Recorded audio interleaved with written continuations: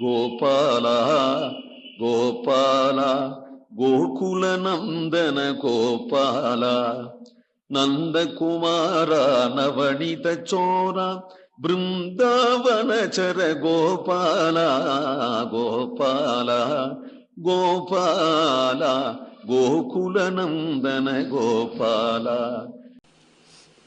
உருப்பிணி நங்கை தன்னை மீட்பான் தொடர்ந்தோடி சென்ற உருப்பனை ஓட்டி கொண்டிட்டுரை தீட்ட உரை பன்மலையே பொறுப்புடை கொன்றை நின்று முறியாழியும் காசும் கொண்டும் விருப்பொடு பொன் வழங்கும் வியன்மாலிருஞ்சோலையதே. ஒரு பிணி நங்கை தன்னை ருக்மிணி நங்கையை ருக்மிணி தேவியை அபகரித்து கொண்டு போனான் கண்ணன் அப்படின்னதும் அவனுக்கு தங்கையா இருப்பதனாலே மீட்பான், அவளை நான் மீட்பேன் என்று புறப்படுறான். யாரு? ருக்மி. உருப்பன், உருப்பன்னார் ருக்மி. அவன் ஓடி செல்கின்றானா. ஏன் நாள் உடனே அவன் அகத்வா சமரே கிருஷ்ணம் அப்பிரத்யூகிச்ச ருக்மிணி குண்டினம் ந பிரவேக்ஷாமி சத்தியமேதத் பிரமீவிவா என்று ஒரு பிரதிஜை பண்ணி தன்னுடைய சேனைகளோடு சென்றானே. உருப்பனை ஓட்டி கொண்டு இட்டு உரைத்திட்டே என்று பரிச்சேதம் பண்றார். அந்த ருக்மியை ஓட்டி அவனை விரட்டி விட்டுடாம கொண்டு அவனை பிடிச்சு இட்டு கடைசியில அவனை கொண்டு தேர்கால இட்டு உரைத்திட்ட. அவனுக்கு இது மாதிரி எல்லாம் அக்கப்போர் பண்ணாதே அப்படின்னு அவனுக்கு ஒரு கீதோபதேசம் பண்ணி அவன் தலையை மொட்டை அடிச்சு அவனை அனுப்பிவிட்டவனை ஆக்கக்கூடிய உரைப்பன். உரைப்பென்னா மிடுக்கு உடையவன். கிருஷ்ணாவதாரத்துல மிடுக்க பத்தி கேட்பானே.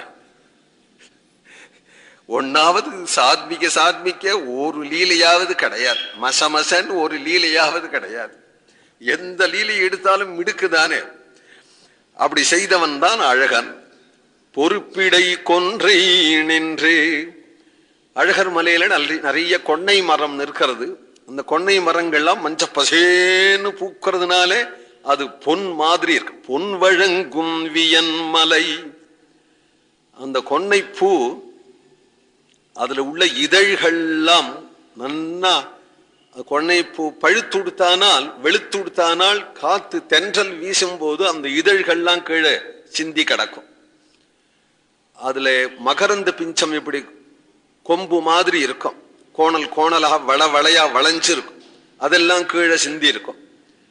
அந்த கொன்னை மரத்தினுடைய அடியில போய் பார்த்தா அந்த இதெல்லாம் கீழே சிந்திருக்கிறத பார்த்தா நல்ல மஞ்சளா இருக்குமா. அதனால நிறைய பொற்காசுகள் கிடக்கே அப்படின்னு குழந்தை நினைக்குமா. ஒரு குழந்தை ஒரு சிறுவன் வந்தாக்க அந்த வளைஞ்சு மகரந்த பிஞ்சங்கள் கீழே விழுந்திருக்கிறத பார்த்தா வளையன்னு நினைக்குமா. மோதிரம்னு நினைக்குமா. அதனால முறிந்து ஆழியும் காசும் கொண்டு அந்த கொன்னை மரம் தன்னிடத்திலிருந்து முறிந்து விழுந்ததாகிய ஆழின்னா கணையாழி மோதிரம். காசுன்னா காசு. இந்த காசு போலே விருப்போடு அவரவர்கள் விரும்பியதாகிய பொன் வழங்கும். அங்க இருக்கக்கூடிய மரங்களும் மலைகளுமே வள்ளலா இருக்கு. இது வியக்கத்தக்கது, ஆச்சரியமா இருக்கக்கூடிய மாலிருஞ்சோலை அதே. கோவிந்தநாம சங்கீர்த்தனம்.